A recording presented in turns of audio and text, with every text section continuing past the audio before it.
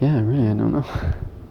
Fraser, I've been looking forward to meeting you because, as I told you, I've interviewed your father many times through the years. And of course, he came through on The Mountain Men, Oh, and yes. we had a chance to talk about you a good deal in that interview. Um, Screenplay writing is something that you have taken up only recently, isn't it? For Yes, about 5, 6 years ago, I was in the midst of writing a novel outline. I wanted to be a novelist, so I had written a novel outline that was in fact called Wind River, about the American mountain men in the 1830s. And a friend of mine named Martin Schaefer came to me and he said, "You know, that's a pretty good outline. Why don't you make it into a movie and I'll produce it?" So I said, "Well, I don't want to be in the movie business." He said, "Well, do it anyway." So I said, "Okay." And I did, and he did, and it became The Mountain Men, which my father starred in for Columbia Pictures. why was it that you were resisting the movie business? That's a good question, which I can't really answer properly. I think perhaps over the years I came to be fairly familiar with it. I had done a number of jobs. I was an assistant director and so forth at various times.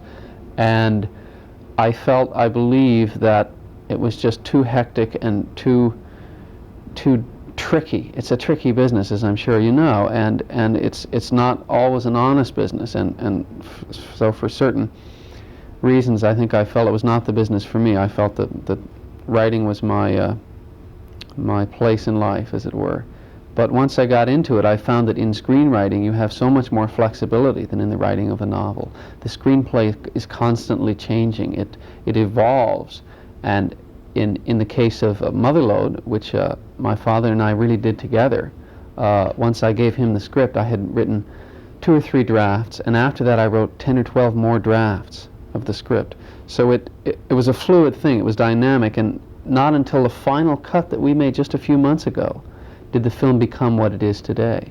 So that was a fascinating experience to me. Your father directed and stars in The Mother Lode. From the beginning of the Mother Lode project, did you always think your father would direct it? No, no, no. I didn't even know how the story was going to come out, and certainly not who was going to star in it. After I had written a couple of drafts, as I said, I took it to my dad and I suggested he play the role of McGee, this wily, crusty old Scottish miner. And I think he was intrigued by it because it's not the kind of role you're used to seeing him in. So far, audiences have responded to it very well, and it's interesting. I think people want different kinds of parts from the actors they've come to enjoy. Certainly, he's done everything from biblical to science fiction, but it was fun for him to play somebody rather disreputable, I think. I think he kind of could get his teeth into it. Of all the films your father has done, now let's exclude Mother Lode and The Mountain Men because you were so closely associated with them. But of all the other films, do you have a favorite of his? I would have to say Will Penny and El Cid. Will Penny of the sort of Western genre and El Cid of the epic. I love both those films. I think they're very fine. You're particularly interested in historical things, aren't you? Oh yes, yes. I have in fact a project that I hope to do someday about the Bronze Age, which is a period of history around the Trojan War era, which is rarely covered. It's not the Greek Pericles and the Acropolis sort of period that most people are used to seeing in films, and I think it would make a fascinating film someday. You seem also to have a great interest in the outdoors and the western and mountain country. Oh, sure. What does that stem from? Well, when I was in college, I spent a lot of time in Alaska and the Yukon. I was a river guide for a number of summers and did a little prospecting myself, in fact, up in the Kenai Peninsula of Alaska. Found some gold, and I'm here to tell you it is not worth it. It's easier to make movies.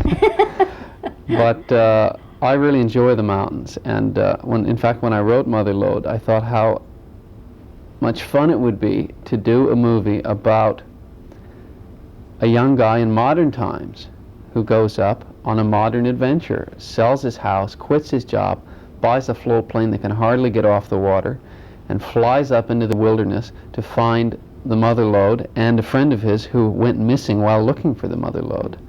So that's how the plot of Mother Lode came about. And when the film now it's finished, it's in the theaters, opening today, and you look at it now, is it the way you envisioned it on paper? Well, yes and no. I'm very pleased with it. I'm extremely happy with the way it came out.